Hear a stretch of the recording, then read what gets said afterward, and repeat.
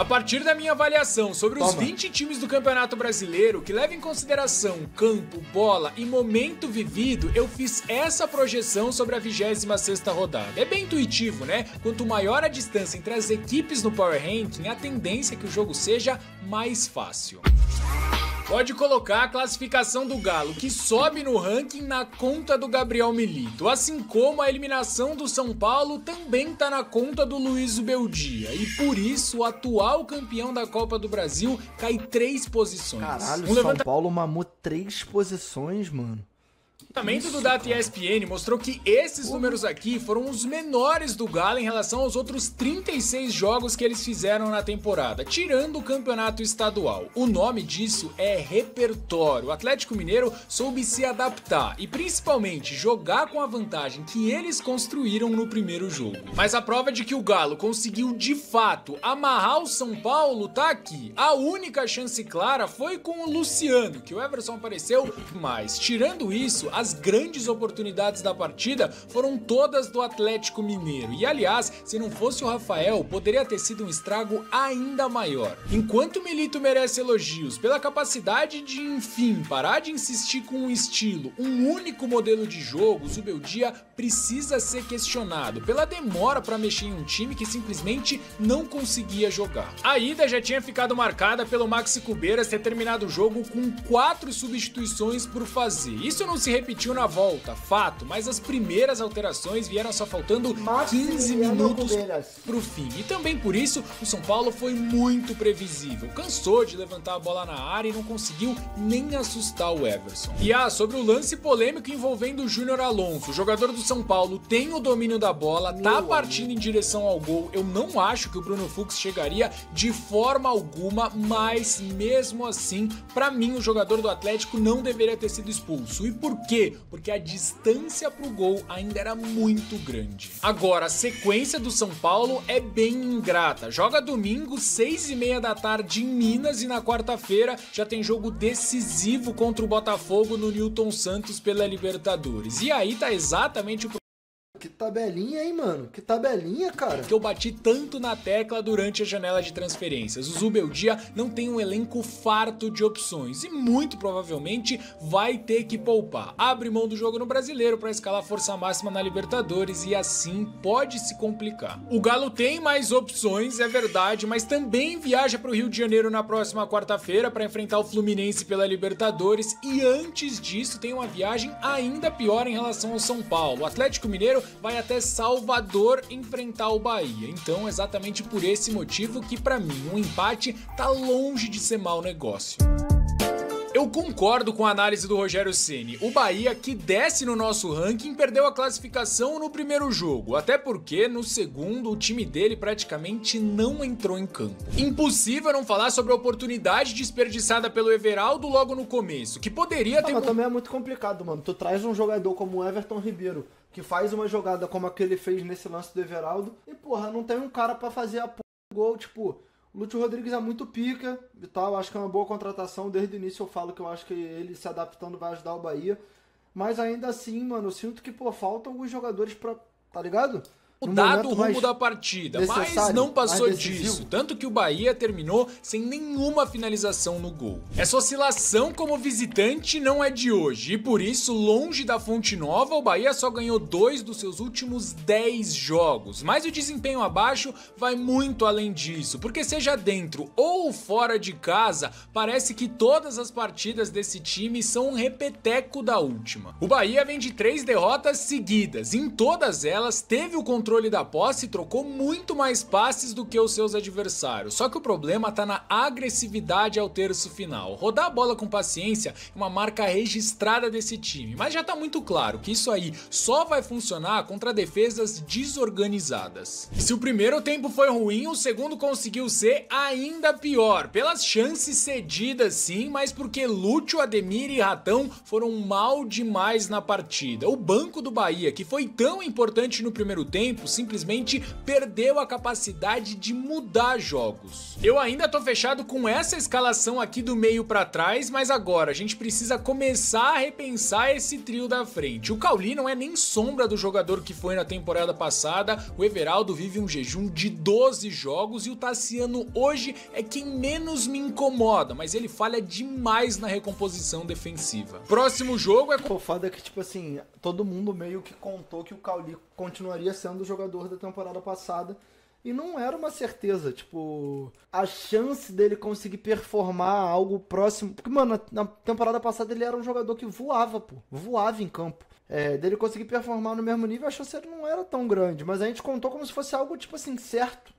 Contra o Atlético Mineiro, em casa, onde o Bahia não perde há 3 jogos, mas é bem verdade que não conseguiu vencer 2 partidas nessa sequência. Por isso, a parada é duríssima. Agora, pensando que o Galo pode poupar, visando o jogo da Libertadores na próxima quarta-feira, conquistar os 3 pontos é fundamental. Isso, é claro, se o Bahia quiser continuar sonhando com uma vaga direta para Libertadores. Do outro lado da moeda, o Flamengo sobe no nosso ranking e assume a vice-liderança. Depois de uma classificação tranquila, sem susto nenhum. A aposta do Tite em povoar o meio-campo funcionou mais uma vez. O Everton Araújo fez uma partida muito segura, assim como o Léo Ortiz, que nem dá mais pra gente falar que joga improvisado como volante, né? Ele sobra na função, oferece muita solidez defensiva, proteção pra zaga e também contra o Bahia. No momento ofensivo, ele foi decisivo. Ele buscou o Arrascaeta no...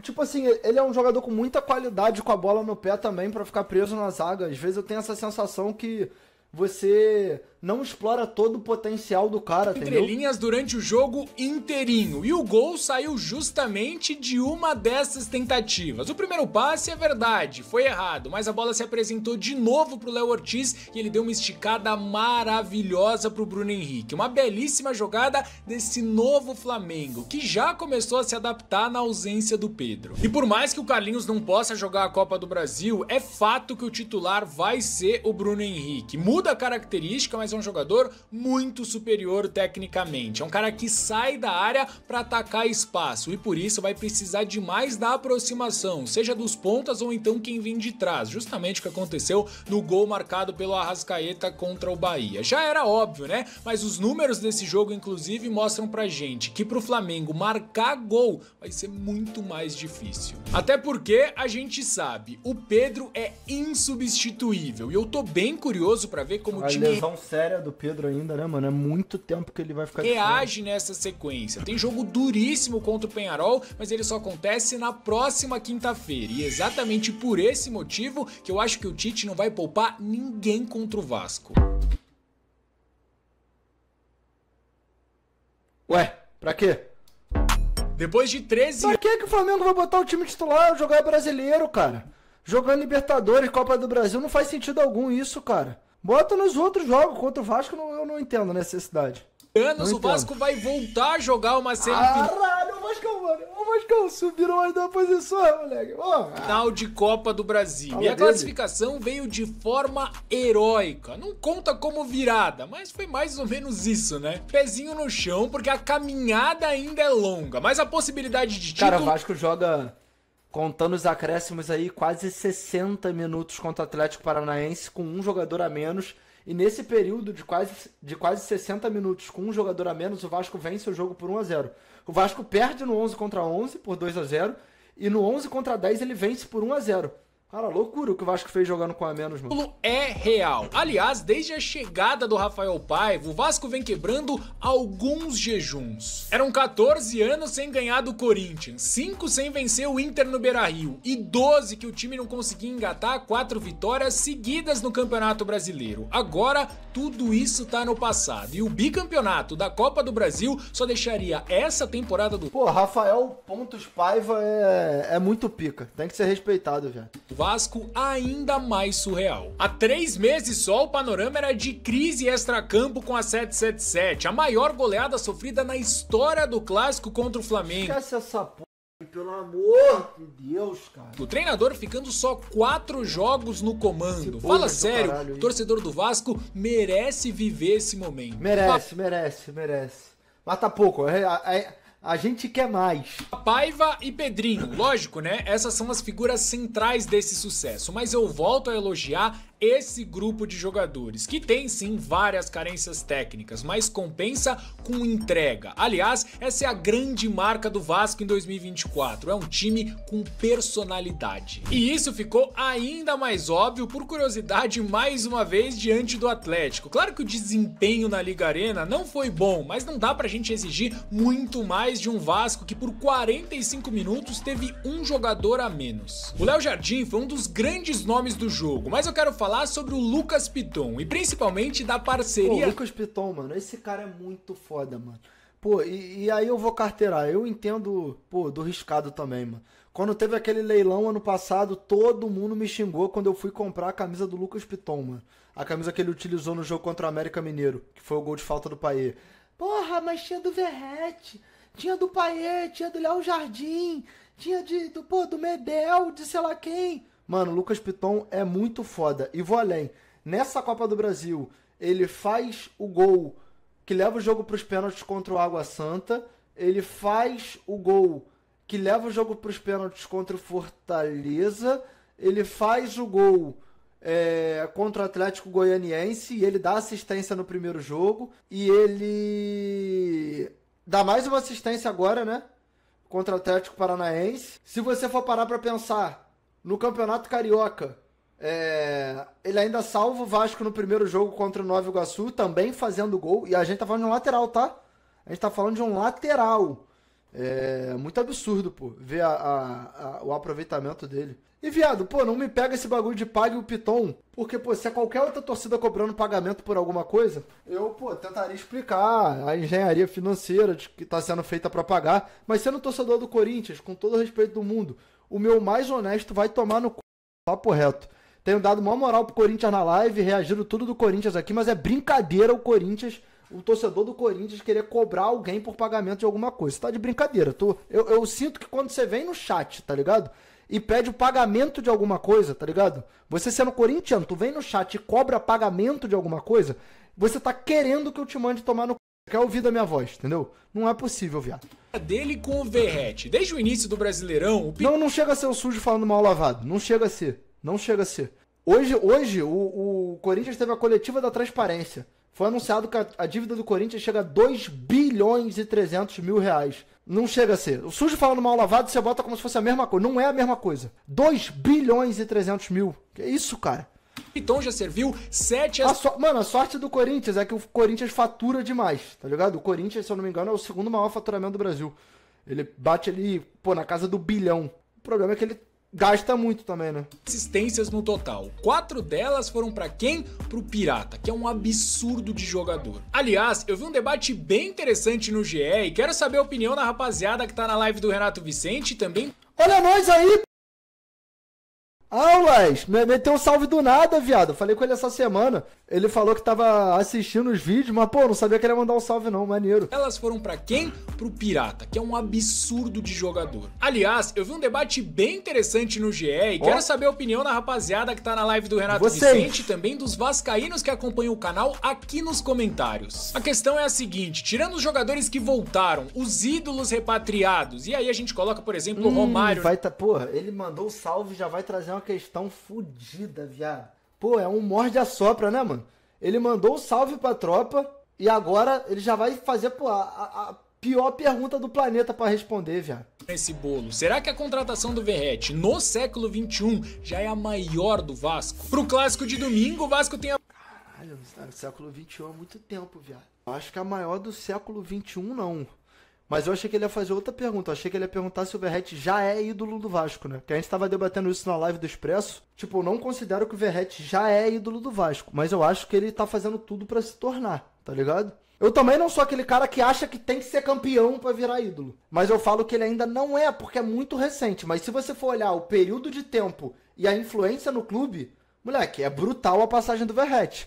Eu acho que é questão de tempo, assim... Só se ele fizer uma cagada muito grande pra ele não ser ídolo do Vasco, mano. Porque mesmo se ele não ganha nenhum título e ele termina a passagem, vamos supor, ele fica mais um ano, encerra a carreira no Vasco, pô, eu boto ele no hall de ídolos. Ele salva o Vasco de um rebaixamento, depois participa de uma reestruturação do clube, leva um clube para uma prateleira que o clube não estava há muitos anos. Então acho que muita chance do Verratti se tornar ídolo. Agora, se o Vasco bate campeão de alguma coisa nos próximos anos aí, pô, eu acho que não só o Verratti, mais uma rapaziada entra pro hall de ídolos do clube. E eu vou falar uma parada aqui, viado. Se o Vasco ganha algum título maneiro, eu acho que até o Léo Jardim, o Léo Jardim pega uma vaguinha nesse bolo aí, tá? O Lucas Piton eu não vou botar como ídolo, mas, pô, já pegaria um conceito absurdo na lateral. O Léo Pelé, pô. O Léo Pelé, ele passa a ser um dos mais gente boa da história.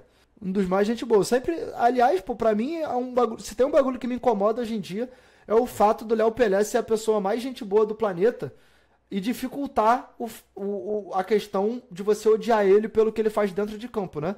É muito chato quando um jogador que é ruim do teu clube, ele é a pessoa mais gente boa do mundo, que você se sente mal por criticar, só que ele tá te dando todos os motivos do mundo pra criticar ele. Só que você se sente mal, você se sente uma pessoa ruim, tá ligado? Quando o jogador é ruim e ele é escroto, pô, você odeia ele sem peso na consciência. Mas, pô, o Léo Pelé, ele é só o número 1 melhor ser humano da história do planeta Terra. Aí é foda, pô. É a vantagem de um dia a mais de descanso, mas a gente sabe, né? Vai ser osso. E tá aí outra escrita pro Rafael Paiva quebrar. Até porque o Vasco não do Flamengo pelo Campeonato Brasileiro desde 2015.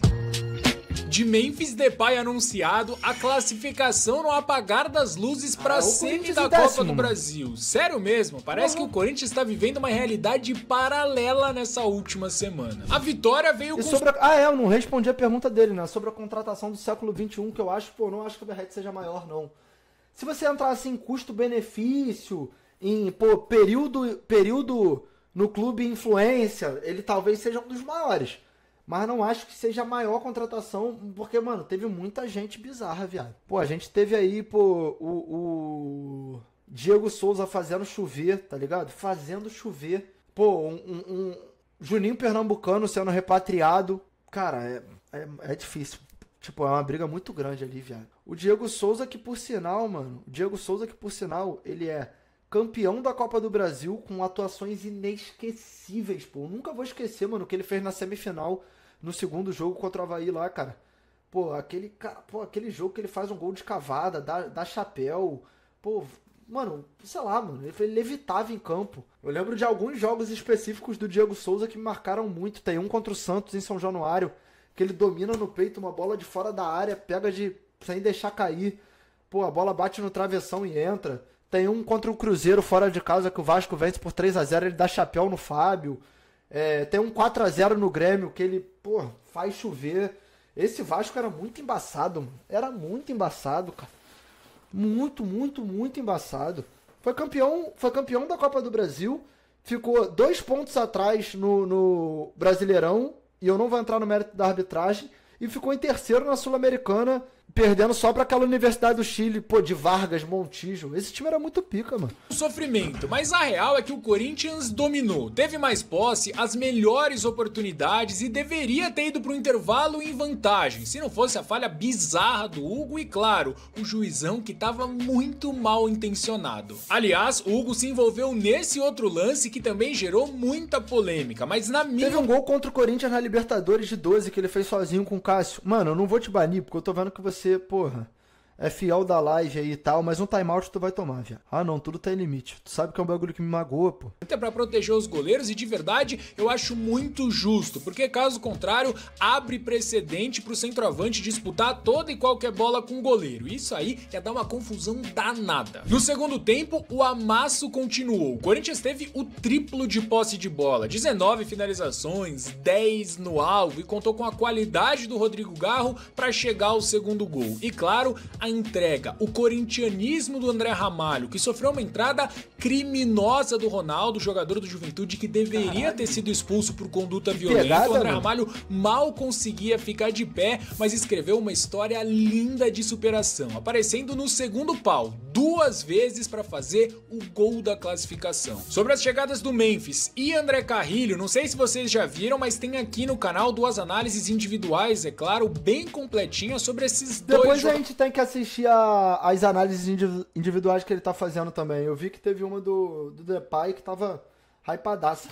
A tendência, na minha opinião, é que eles elevem demais o patamar do Corinthians e que também, muito em breve, a gente veja o Ramon Dias escalando um time mais... Mano, o Corinthians não tem um time pra estar na situação que tá no Brasileiro, cara. É inacreditável o que os caras fizeram, mano. Tipo, certo que tem muitos jogadores que não estavam aí, né, no início do Brasileiro. Mas, mano, hoje tu olhar pro...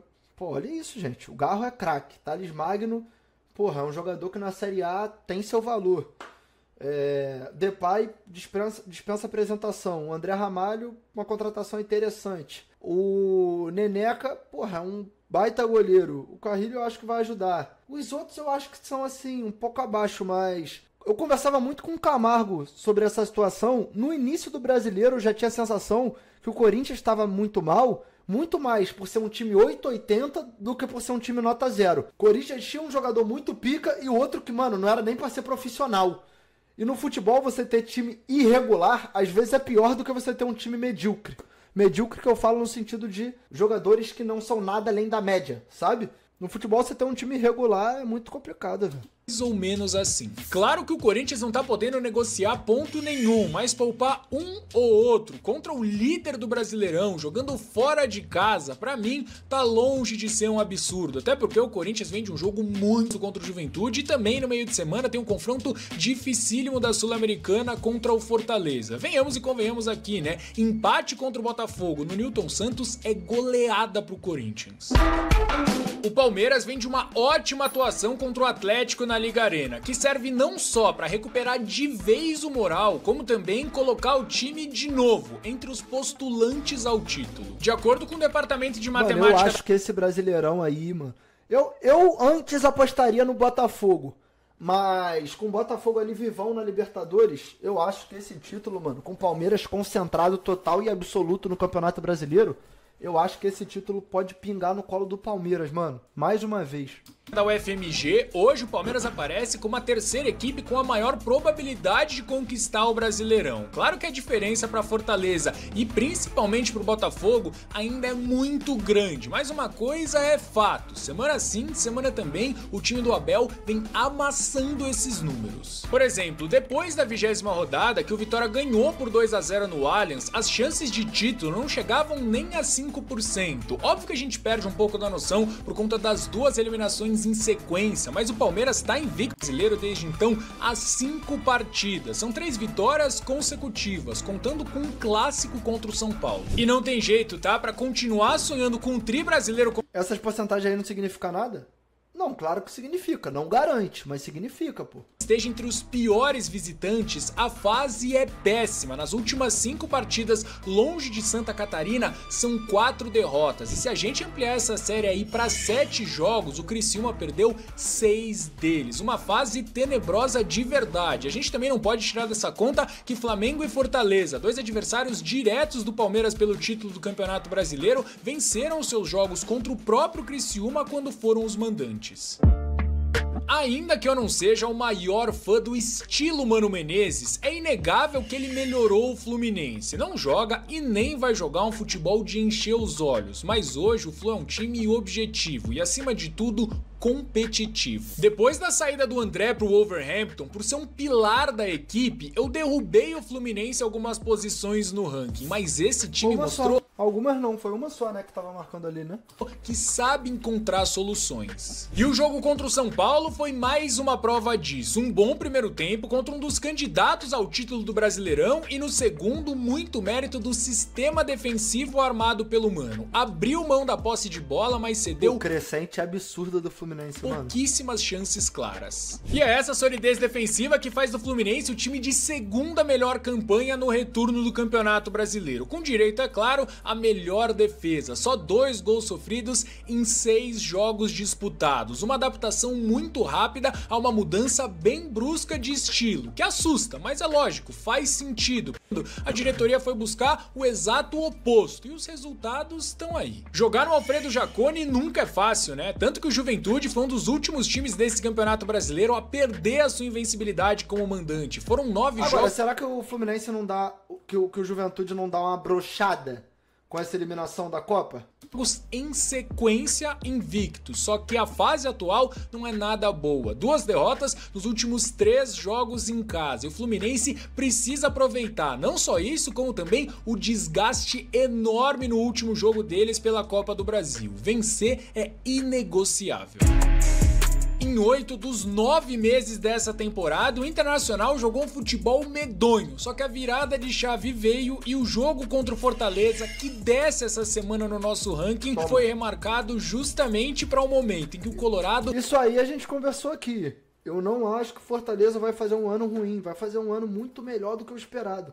Mas eu não acho também que vai ter gás para brigar pelo título até o final, porque, mano, são elencos muito mais ricos de opções que o do Fortaleza, os que estão disputando ali, tipo Palmeiras, Botafogo, Flamengo. Só de estar ali no bolo, o Fortaleza já tá bem demais, mas eu não acho que vai brigar pelo título até a última rodada. Tá em viés de alta. Primeiro eu vou tirar a polêmica da frente, tá? Eu não vejo o erro claro e óbvio da arbitragem e por isso entendo a não interferência do VAR. É um lance interpretativo. Agora, na minha opinião, o mercado fez falta sim no Brites e esse gol deveria ter sido anulado. É bem verdade que o gol do Lion acontece por uma falha do goleiro do Inter, mas a gente também não pode excluir o fato de que naquele momento Fortaleza era o melhor time em campo e por isso mereceu o empate, assim como a gente também não pode deixar de falar que por tudo que produziu durante os 90 minutos, com direito à bola no travessão inclusive, o resultado mais justo pro Internacional era a vitória. A sequência invicta de 12 jogos caiu contra o Botafogo e hoje o Fortaleza vem de 2 derrotas consecutivas. Pra mim, ainda não é momento de ligar o sinal de alerta, mas pode ser dependendo do que acontecer na Liga Arena. O jogo contra o Atlético Paranaense é muito importante. Dentre os titulares contra o Internacional, Pikachu e Brites estão suspensos. É claro que atrapalha, mas a fase do Furacão ajuda e muito. É um time que não... O Atlético Paranaense tá na merda. Vence as 5 rodadas no Campeonato Brasileiro e a última vitória como mandante também no Brasileirão completou 3 meses. São 5 derrotas seguidas e outros 2 empates. O Botafogo provou que é o melhor time do Brasil contra o Fortaleza, mas esse aí não foi o único confronto direto que eles foram por muito os melhores em campo. Não por nada, o Botafogo tá invicto contra adversários do G4. Fora um empate contra o próprio Fortaleza no primeiro turno, são outras 4 vitórias, 2 incontestáveis nos clássicos contra o Flamengo e uma outra um pouquinho mais apertada diante do Palmeiras, mas pelo que foi o jogo, o time do Arthur Jorge mereceu o resultado. E esse desempenho, claro, é ainda melhor contra adversários que estão no Z4. Mauro César vai chorar muito se ver o Corinthians passar pra final da Copa do Brasil. Pô, mano, vou te falar, o Mauro César pegou uma birra com o Corinthians agora que, porra, o bagulho chega a estar constrangedor. Caso do Corinthians, o próximo adversário do Botafogo, que simplesmente venceu todos os jogos contra equipes da zona do rebaixamento e de quebra tem uma média de gols marcados praticamente aí de 2 por partida. E quando a gente bate o olho na tabela, a situação fica ainda mais favorável. É como se juntasse a fome com a vontade de comer, porque o Botafogo só perdeu 2 dos 12 jogos que fez nesse Brasileirão no tapetinho do Newton Santos. É o 5º melhor mandante contra o pior visitante do Brasileirão. O Corinthians tem só uma vitória e 9 derrotas. Cara, o Corinthians tem 6 pontos fora de casa, velho. 13 jogos, fora que vem de um desgaste absurdo da Copa do Brasil. Por outro lado, o Botafogo vem de 10 dias sem jogos e conta com reforços tanto na zaga quanto nas laterais, que era o setor mais carente até então. E justamente por conta disso, quero saber de você, torcedor do Botafogo. Com todo mundo 100%, geral à disposição, qual o sistema defensivo ideal para esse time? Pô, Alex Telles, Bastos, Alexander Barbosa, Vitinho. Pô, eu acho que o Botafogo não ia buscar um jogador, pô, que jogou Premier League, pô, tava na Championship, pagando milhões em euros se não fosse pra usar, pô. Acho que vai ser isso mesmo. Na tela de vocês, o ranking dos 10 melhores times do Brasileirão pós quartas da Copa do Brasil. Caralho, que beleza, mano. Mano, pô, posso falar, viado? O Tite foi inocentado, mano, pela aquela entrevista no começo do ano, polêmica dele, sobre o Campeonato Carioca ser o mais forte. Não, quando ele fala isso, não é que, tipo assim, os times pequenos são os mais fortes, mas que os times grandes estão sendo os mais fortes hoje. Não, foi, óbvio que não. Falaram que ele estava louco. Os times grandes não fazem o campeonato todo, por isso eu comecei a frase falando. Em relação aos times grandes, não aos times menores. Os times menores não tem como você bater de frente com São Paulo, porque os times menores de São Paulo tem muito mais investimento que os times menores de qualquer outros estados. Mas falando dos 4 grandes, hoje, porra, eu acho que os 4 grandes do Rio, não tipo assim, o pior do Rio é melhor que o melhor de São Paulo, não é isso que eu tô falando. Mas faz um campeonato, os 4 do Rio contra os 4 de São Paulo, eu acho que os 4 do Rio são melhores hoje, tá ligado? Agora, contando 4 grandes de São Paulo com o Red Bull Bragantino, né? Porque o Santos nem na Série A tá. O problema é que ele falou isso com o Vasco perdendo pro Nova Iguaçu e o Botafogo nem tendo se classificado. Ah, mas eu não acho que isso é muito parâmetro. O Corinthians começa o campeonato estadual com o vagabundo falando que o Corinthians ia cair, pô. No estadual, pô. Tipo, acho que se a gente fosse basear nessas campanhas, não é nenhum absurdo. Você pode não concordar. Mas, por exemplo, se a gente for ver aqui, na parte de cima do Power Ranking, tá? Do Power Ranking. A gente tem, pô, os 4 times cariocas, tem 3 times paulistas, e dos 4 cariocas, 2 estão na primeira e na segunda posição, 2 na 7ª e na 8ª, e um dos paulistas está na 10ª, que é o Corinthians, que entrou pela primeira vez na parte de cima do Power Ranking. Claro que é um debate, né? O Tite não falou nenhuma verdade absoluta, é algo subjetivo. Mas eu acho que hoje tem mais pessoas que concordam com o que ele falou do que quando ele falou lá no início do ano, entendeu? Mas como eu já justifiquei um por um, bora rodar isso aí pra conhecer os 10 piores times do... O Cruzeiro que caiu muita posição, ele caiu uma agora, mas ele vem em queda, tipo, o Cruzeiro já ocupou ali a 4ª posição do Power Ranking, eu acho. Campeonato Brasileiro. Agora você já sabe como funciona, né? Quaisquer dúvidas, sugestões ou reclamações aqui nos comentários. Mas antes, deixa o like e se inscreve no nosso canal. Tá aí, mais uma vez, ó. Pô, nesse vídeo ele mandou até salve pra rapaziada da nossa live, mano.